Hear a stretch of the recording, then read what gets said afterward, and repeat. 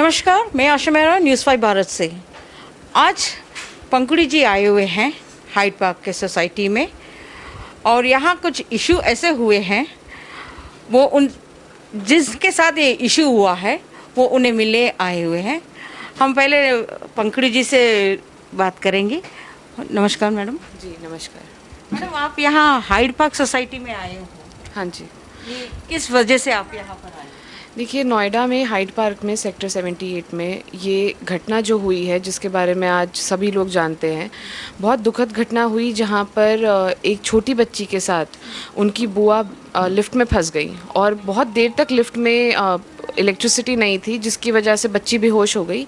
और उनके साथ संवेदनशीलता रखने की जगह, उनकी बात समझने की जगह, जो यहाँ के जो एओए के अध्यक्ष हैं उन्होंने बहुत उनके साथ बुरा व्यवहार किया और यहाँ के अपने जो बाउंसर हैं उन लोगों को लाकर उनके साथ बदतमीज़ी और मारपीट करवाई। अब इसमें हालांकि एफआईआर हो गई है, लेकिन आप देखिएगा कि ये परिवार जो है बहुत सदमे में है, बहुत ये लोग डरे हुए हैं और इन लोगों की हिम्मत बढ़ाने, इनका ढांढस बांधने हम लोग यहाँ पर आए हैं। और हमारी यही कोशिश है कि जो भी हमसे हो सके हम उसमें इन लोगों की मदद करें और इनको विश्वास दिलाएं कि अकेले नहीं हैं, और जो भी मदद हम लोगों से बनेगी व्यक्तिगत तौर पे भी वो भी हम यहाँ पे करेंगे। और ये इनकी अकेले लड़ाई नहीं है, ये नोएडा के सभी निवासियों की लड़ाई है, क्योंकि आज जो इनके साथ हुआ ये किसी के साथ भी हो सकता है, हमारे साथ भी हो सकता है। इसीलिए इस मुद्दे को उठाना बहुत ज़रूरी है और इसी के चलते आज हम इस परिवार से मिलने आए हैं। आपने सुना वाइस चेयरमैन पंकुड़ी जी की आवाज़, जो सोशल मीडिया कांग्रेस का हैंडल कर रही है। अब यहाँ पर जो पीड़ित है वो मेरे बगल में बैठे हैं, मैं उनसे डायरेक्टली सवाल करूँगी। नमस्कार, आपका शुभ नाम? नीतू ठाकुर। हाँ जी, नीतू ठाकुर। नीतू ठाकुर। अच्छा, आप बता सकते हैं विस्तार से कि क्या हुआ है सारा कुछ? जी हाँ, बुधवार की रात को 12 बजे तक ये मेरे साथ थी। इसके बाद इसकी माँ के पास छोड़ने के लिए मैं जा रही थी। लिफ्ट में जाते जाते तीसरे पे लिफ्ट अचानक रुक गई। लाइट और ना लिफ्ट के अंदर पंखा, ना उसमें हवा, ना लाइट, ना कोई इमरजेंसी बटन काम कर रहा, ना इंटरकॉम काम कर रहा था।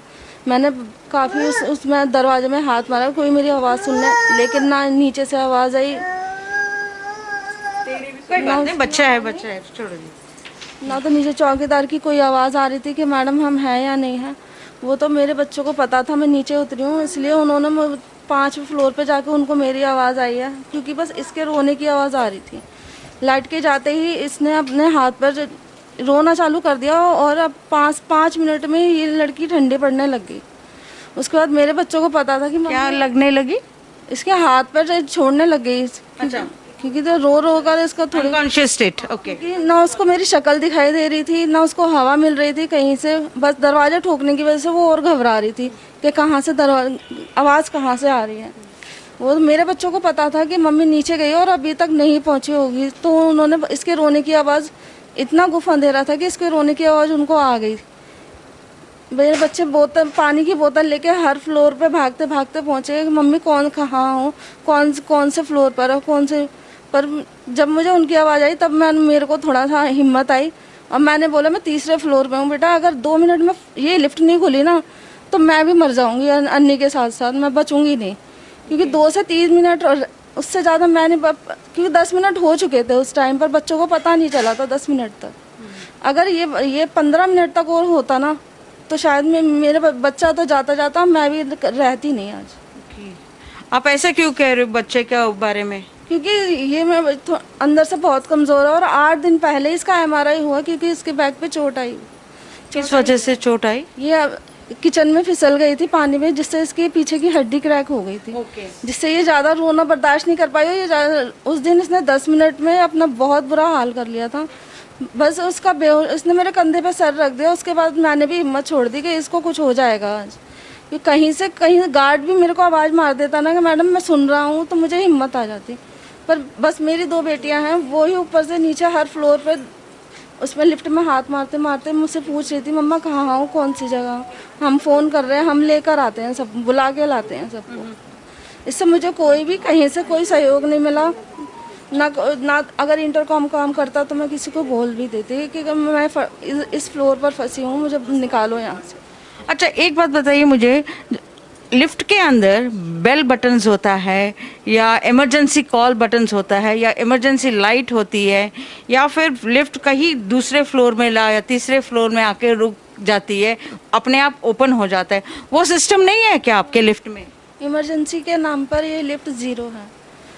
इसका मैंने इंटरकॉम को मेंटेनेंस नहीं होता है? मेंटेनेंस हम तो देते हैं, अब होता है या नहीं होता है इन लोगों को पता होगा, क्योंकि मैंने इंटरकॉम पे हाथ मारा कि मैं फ़ोन करके देखूं कहीं शायद लग जाए, तो उसके 2 हिस्से होकर नीचे गिर गया वो। ना उसमें कोई लाइट चली, ना पंखा, और ना कोई बेल बटन दबा उसमें कि सायरन की आवाज़ आए कोई ऊपर कोई भागे मुझे बचाने के लिए।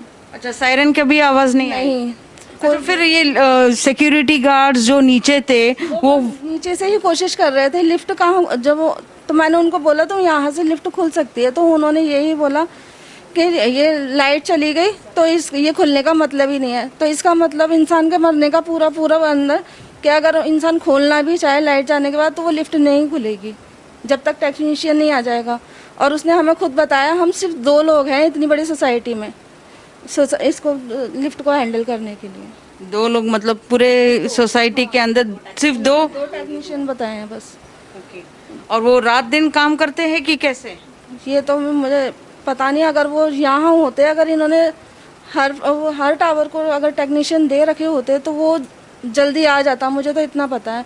लेकिन ये 10 से 12 मिनट मेरे लिए बहुत जानलेवा थे और मेरे बच्चे के लिए। आपने अभी सुना है किस तरह से जो पीड़ित लिफ्ट के अंदर जाने के बाद लिफ्ट बंद हो गए या पावर सप्लाई गया है, क्या हुआ उस समय ना उनको भी पता नहीं था, लेकिन उस समय उन्होंने कोशिश की कि कुछ हाथ पैर मारने की। 10 मिनट तक लिफ्ट बंद था और उस बंद दरवाजे के अंदर छोटी सी बच्ची, जो अभी उन्होंने कहा क्या हुआ उनके साथ और किस तरह से क्या हो गया आगे, हम पूछते हैं उनसे, उनके परिवार वालों से। हाँ जी सर, अब कुछ बता रहे थे हमें। एक्चुअली मैं ये ब्रीफ करना चाहता हूँ कि प्रॉब्लम है क्या। एसकर मैं एक टेक्निकल गाय है, मेरा भी इंटीरियर्स का बिजनेस है। हुआ क्या, एक्चुअली लिफ्ट की पावर सप्लाई पूरी दिल्ली में या इंडिया में कट होता रहता है। प्रॉब्लम एक तो है ही वो। सेकंड, लिफ्ट में सप्लाई जनरेटर के थ्रू हैंड टू हैंड हो जाता है, पर वहाँ पे सिर्फ 2 ही टेक्नीशियन थे। वो पहले उस ब्लॉक में स्टार्ट करके आया, फिर वो वहाँ से यहाँ तक आया, फर्स्ट फेयर तो, इसलिए लिफ्ट को ऑन होने में टाइम लग गया। सेकंड, इनका नीचे जो गार्ड के पास है सीसीटीवी लगा है, इंटरकॉम लगा है और अदर सर्विसेज हैं जो लिफ्ट में इमरजेंसी बटन है, वो एक यूपीएस के थ्रू काम करती हैं। वो यूपीएस ऑन नहीं है, इसलिए ना उस दिन इंटरकॉम था, ना सीसीटीवी चल रहा था, ना लिफ्ट के अंदर कोई भी सर्विसेज काम कर रही थी, ना बैल ना वो। ये टोटल इन एओ को, अगर इनका जो भी इनके नीचे टेक्नीशियन है, अगर इनको रिपोर्ट कर रहे हैं, अपने सुपरवाइजर को कर रहे हैं, एओ को कर रहे हैं, इनको बोलना चाहिए था, या इसको इनके लिए इनकी इम्पॉर्टेंट नहीं थी। ये बस वेट कर रहे थे किसी दिन इंसिडेंट होगा, हो जाता है, नहीं होगा। और हमें मालूम है 16-17 मिनट उसने कैसे बिताए होंगे उसके अंदर। इट्स अ बिग, बहुत बड़ी समय है। और प्रॉब्लम ये है कि ये सब ना रिजॉल्व हो सकता है, बहुत छोटी सी चीज़ है। अगर आप थोड़ा सा कॉन्शियस करें कि हाँ सब वो अपनी सिस्टम को टाइट रखें कि अगर इस तरह का प्रॉब्लम है तो इमीडिएटली जनरेटर ऑन हो जाता। यूपीएस सिस्टम होता तो उसके अंदर ना बेल में ना लिफ्ट में लाइट ऑन ऑफ होता, ना टेलीफोन ऑफ होता। इवन जो गार्ड नीचे हमारे टावर्स के नीचे बैठा है, सेम लाइट जाती है उनके टेलीफोन भी बंद हो जाते हैं। उसने खुद बोला कि टेलीफोन बंद हो गया तो वो कैसे हेल्प मांगे, उसने अपने मोबाइल से किसी टेक्नीशियन को कॉल किया। इस बीच 16-17 मिनट निकल चुके थे। तो जो फेलियर है ना वो प्योर मेंटेनेंस का है। ये बात करके उस दिन एओ को, उस दिन मैं बहुत घबरा गया था और मैं बहुत ज़्यादा हाइपर हो गया था। मैं एओ की टीम से मिलना चाहता था उसी रात को, पर मेरे परिवार ने, मेरे बड़े भाई ने कैमरा चुकाया कि सुबह बात करते हैं। नेक्स्ट डे जब शाम को हम इस बात की बात करते तो हम यही बोल रहे थे कि प्रॉब्लम है सर आपकी, आपने मेंटेन किसी को नहीं करा। आपका टेक्निकल, आपका सुपरवाइज़र, आपके जो भी सर्विसेज जिसको भी आपने सर्विस दे रखी है, और आप कोई ध्यान नहीं रख रहा। कम से कम किसी एक बंदे को तो पता चला। प्रॉब्लम बस ये है कि यूपीएस वगैरह आपकी चीज़ें सिस्टमेटिक पूरी नहीं है, नहीं तो ये प्रॉब्लम होती है तो 1 मिनट या 30 सेकंड के अंदर रिजॉल्व हो जाती। तो उनसे यही हम क्वेश्चन कर रहे थे इसी कारण का। इतने में मैं आपको वो वीडियो नहीं है, हमारे पास 12, 13, 14 गार्ड हमको मारने के लिए चढ़ गए। क्यों, किस वजह से? इसी बात का हम उनसे जवाब चाहते थे, कोई जवाब उनके आंसर नहीं था, ये नहीं था, वो नहीं था। उसी के बाद उन्होंने के ये वीडियो है ना, कोई अगर जिसके बच्चे के साथ ऐसा हुआ वो तो लाउड होगा ही होगा। That is but natural, human tendency है ये। उस दिन जिस दिन ये मेरी बेटी के हाथ से हो ना, उस दिन एक गार्ड यहाँ नहीं आया था। मैं ही पूछता हूँ कि अदर टावर के हर टावर में जो उस दिन हमारे पी टावर में नीचे कर क्या रहे थे, वो सब एओ वाला मिस्टर त्रिपाठी हैं उनके साथ आए थे। उनका प्लान था ये कि अगर ऐसे नहीं संभलेंगे तो ऐसे संभलेंगे, क्योंकि यहाँ पे ना बहुत सारी ऐसी कंप्लेंट है यूट्यूब से हमारी कि हमारे जो रेजिडेंट्स के ना एक एक करके मारते हैं। कई कंप्लेंट हो चुकी है, रिटर्न में है। मतलब ये दे आर डूइंग गुंडा राज इन द सोसाइटी। हाँ, और ये उनको ये रेजिडेंट्स को ऐसे ट्रीट करते हैं जैसे हम इनके पास सर्विसेज करते हैं। कोई आए, कोई लेडीज से बदतमीजी, और इसका सारी जवाबदारी इनको एओ को जाता नहीं होगा। जब हम एक एक फ्लैट्स के पास जाते हैं, इन्होंने कभी इसका फीडबैक नहीं लिया। वो दिन पे दिन चौड़े हो रहे हैं। पर मैंने उनको बोल दिया बॉस कि ये ना एक्सेप्ट नहीं है, कोई माने ना माने हम अपनी लड़ाई खुद लड़ लेंगे अगर आप ऐसा करोगे तो। इतनी ही बात हो रही थी, उस पर इतना लड़ाई झगड़ा स्टार्ट हो गया। इसकी मेरी वाइफ की चोट लगी है, मेरे टेक्निकली होठ पे लगी है, यहाँ पे मेरा पेट में दर्द है। उस दिन उन्होंने चोट मारी होगी, हम एक दूसरे को परिवार को बचाते बचाते अपने ले गए। पूरी सोसाइटी ने देखा है, कोई बेचारा विटनेस देना चाहता है, कोई नहीं देखा, पर देखा उस दिन सबने। मतलब से आई वहाँ। हाँ? मैम रॉड निकाली एग्जैक्टली, उन लोगों ने रॉड निकाली थी मारने के लिए। रॉड कहाँ से आई? मतलब लोहे का रॉड। हाँ जी मैम, उनको मतलब पता कैसे था कि वहाँ रॉड रखी हुई है? उसने मतलब जाके सीधे रॉड निकाली, हमें भी नहीं मालूम, हम तो वही किसने निकाली? सिक्योरिटी। ये सिक्योरिटी गार्ड ने रॉड निकाली है मारने के लिए। एक के ऊपर 4-4 5-5 बंदे खड़े हुए हैं। मुझसे बोले थप्पड़ मारूंगा तेरे गाल पे। ये यहाँ के सिक्योरिटी गार्ड है जो हमसे ऐसे ट्रीट कर रहे हैं। ये कौन सी सिक्योरिटी है जो ऐसा बातें कर रहे हैं? ये लाइन सिक्योरिटी है, और ये एओ ने ही डिसाइड किया है यहाँ पर ये इनको कोई इंस्ट्रक्शन, मेरे को लगता है इनको इंस्ट्रक्शन सिर्फ इतनी है कि हाँ थे, वो सारे गार्ड्स को अपने साथ लेके गए। मैंने खुद देखा है, जो यहाँ पे स्टेट मैनेजर हैं वो खुद ना सारे के जितने भी गार्ड्स लड़ रहे थे उनसे किसी ने कुछ नहीं कहा। जो हमारे प्रेसिडेंट है यहाँ के एओ के, उन्होंने किसी से कुछ नहीं कहा। वो चले गए हाथ करके, जाओ अब जो मर्जी करो। उनका फर्ज बनता था कि अगर 10 लड़के यहाँ पे 10 जो भी चलो गलत हो रहा है उसको स्टॉप तो करा सकते हैं एटलीस्ट। वो उन्होंने कुछ भी नहीं किया मैम। वो सीधे चले गए और जाके एसी रूम में आके बैठ गए हाथ जोड़ के। उन्हें पता था कि कैमरा है, बस वो कैमरे के आगे हाथ जोड़ते रहे हैं और उन्होंने कुछ भी नहीं किया। उनकी रिस्पॉन्सिबिलिटी थी अगर यहाँ पे इतना कुछ हो रहा है तो एटलीस्ट वो रोकेंगे तो सही। कौन रोकेगा अगर वो नहीं रोकेंगे तो? इट्स एओस राइट है कि भाई जो भी इनजस्टिस हो रही है उनका स्टॉप करना उनका फर्ज बनता है, because that is why society members उनको चूज करते हैं। लेकिन ऐसा कुछ भी नहीं हुआ। उस दिन हम लोगों के साथ बहुत बुरा हुआ, बहुत गलत हुआ है। सारे गार्ड्स मतलब उसको मालूम है कि रॉड रखी हुई है, उसे कैसे पता था कि वहाँ रॉड रखी है? हमारे पास किसी के पास कोई वेपन नहीं था उस दिन, हमने कुछ भी नहीं उठाया। यहाँ हम सब बचाने की कोशिश में लगे हुए थे। इन्होंने किसी को नहीं मारा, मेरे भाई ने किसी को नहीं मारा, सब एक दूसरे को बस बचा ही रहे थे, क्योंकि उनके पास किसी को कोई फिजिकली कोई प्रॉब्लम नहीं हुई है। सिर्फ हमारे आपके घर के अंदर आए? नो, घर के अंदर नहीं, पी टावर के नीचे सारी बात हो रही थी, नीचे ही बात हो रही थी। बात होते तो इतने वायलेंट हो गए सबके सब। हम वायलेंट थे, हम मानते हैं, और क्यों नहीं होंगे। हमारा बच्चा इतना परेशान था, हमने उसको कैसे 2 घंटे मैम उसको ठंडी पड़ी रही है, वो उसके हाथ हमने करें कैसे। हमारे और बच्चे भी हैं सोसाइटी में रहते हैं, कल को उसके साथ भी ये सब होगा। अगर आज एक्शन नहीं लेंगे मैम तो कल फिर यही होगा। और कब तक हम ऐसी चीज़ों को बर्दाश्त करते रहेंगे? हम नहीं करेंगे अब। इसलिए हमने खुद एक्शन लिया, सारी लेडीज हमने सबने एक्शन लिया। इसीलिए अब नहीं होगा बर्दाश्त में। मैडम आप कुछ बोलना चाहेंगे? जब उन लोग ने अंदर जब आपके हाथ मारा सारा कुछ, ना वो security, I don't think she is in a position to talk. उनकी तो डॉटर है, 15 साल बाद मैम वो बच्ची हुई है हमारे पास। हमें मालूम है हम उसको कैसे कैसे रख रहे हैं। उनकी तो हालत इतनी ख़राब थी कि इनकी भी नहीं होगी जितनी इनकी हालत ख़राब थी उस दिन। और वो जो यहाँ के प्रेसिडेंट है मैम, उनका काम था रात को आके रिपोर्ट करना कि हुआ क्या है यहाँ पे। वो अगले दिन रात को 8 बजे आते हैं। 8 बजे क्या करने आए थे? वो सारी प्लानिंग से ही तो आए होंगे ना। मॉर्निंग में क्यों नज़र नहीं आया कोई भी? हमें आते हैं हमारे घर पे 8 बजे कि क्या हुआ है, क्या दिक्कत हुई है, बट कोई नहीं आया था मैम। रात को 8 बजे आए हैं और वो भी पूरी प्लानिंग से आए थे कि यहाँ जो करना है उन्हें लड़ना है बस। मैम हमें एक्शन चाहिए। They don't have any sympathy. उनका मन में कोई सिंपैथी नहीं थी कि जो हादसा हुआ, जो हाँ वो कर रहे थे, वो नाटक कर रहे थे। हाँ ऐसे हो गया, वैसे हो गया, हमें माफ़ कर दीजिए। बट कैसे माफ़ कर दे? एक्चुअली मैं बताता हूँ, वो आए थे मेरे को कह रहे मैं कोने की टीम को लेके आया हूँ कि लिफ्ट का फेलियर हुआ क्या। मैंने कि कोने की टीम को आप लेके आए हो, बेटर है, ठीक है। Which lift is in your society? शायद कोने तो उसकी टीम्स को लेके आए थे टेक्निकल। तो मैंने कहा ठीक है, आप कोने से इंटर उसकी जवाबदारी की ऐसा। बट जो गार्ड नीचे आपने सीसीटीवी लगाया है, इंटरकॉम लगाया है, बेल लगाई है, वो सोसाइटी के यूपीएस पे चलती है, उससे टीम लिफ्ट का कोई लेना देना नहीं है। ओके। वो क्यों स्टॉप हो गया? 6-7 हमने अल्टरनेट है किसी इमरजेंसी। उस दिन पावर फेलियर था कुछ पावर पीछे से, अगर इलेक्ट्रिसिटी कटा है तो हमारा डीजी सेट होना चाहिए था। फर्स्ट फेल हुआ कि वो 15-17 मिनट में स्टार्ट हुआ। सेकंड, वो जब बंद हुआ तो ये सब इंटरकॉम, सीसीटीवी, मतलब अगर उस टाइम सीसीटीवी बंद, आप किसी को मार के चले जाओ, कैमरा कुछ रिकॉर्ड ही नहीं करेगा। तो जो सीसीटीवी है वो बंद हो गया, इंटरकॉम बंद हो गया, आदमी किससे मांगे, लिफ्ट की लाइट वाइट भी बंद हो गया, बेल भी बंद हो गया, इसका इंटरकॉम भी बंद हो गया।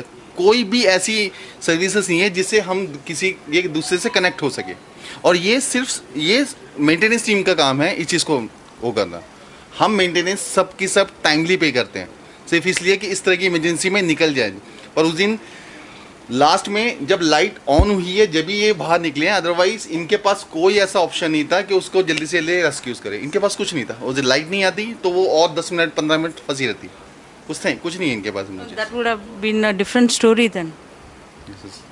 This is true.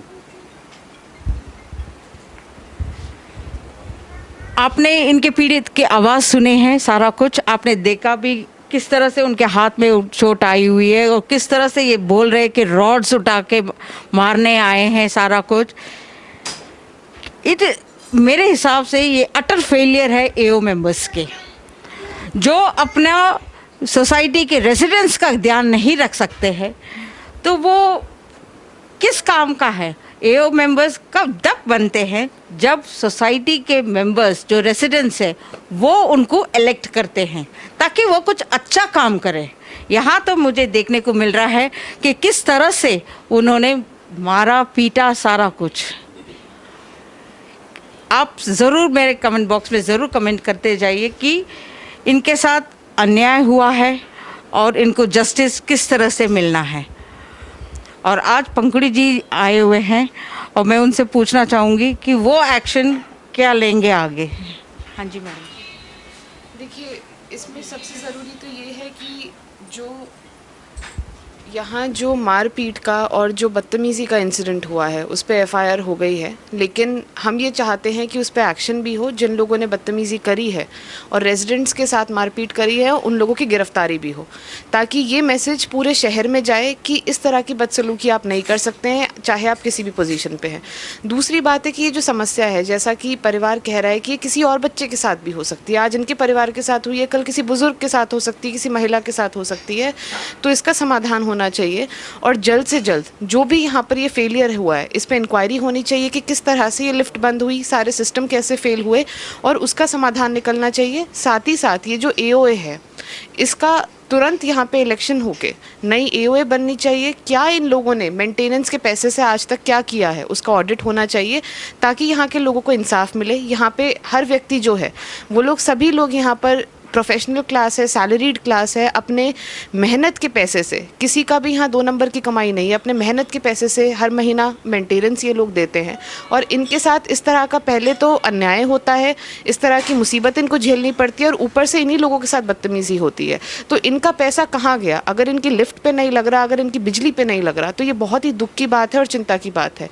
इस पर पूरी इंक्वायरी होनी चाहिए कि ये सब फेलियर क्यों हुए हैं और इनकी जो भी लड़ाई है, चाहे लीगल लड़ाई है चाहे सामाजिक लड़ाई है, वो हम लड़ने का काम करेंगे। और मैं विश्वास दिलाती हूँ कि हम, सिर्फ मैं ही नहीं, मेरे साथ आज कई लोग यहाँ पर आए हैं जो नोएडा की अलग अलग सोसाइटियों में रहते हैं और हम सभी लोग, नोएडा के सभी निवासी इस परिवार के साथ हैं और हम लोग इनको न्याय दिला कर रहेंगे।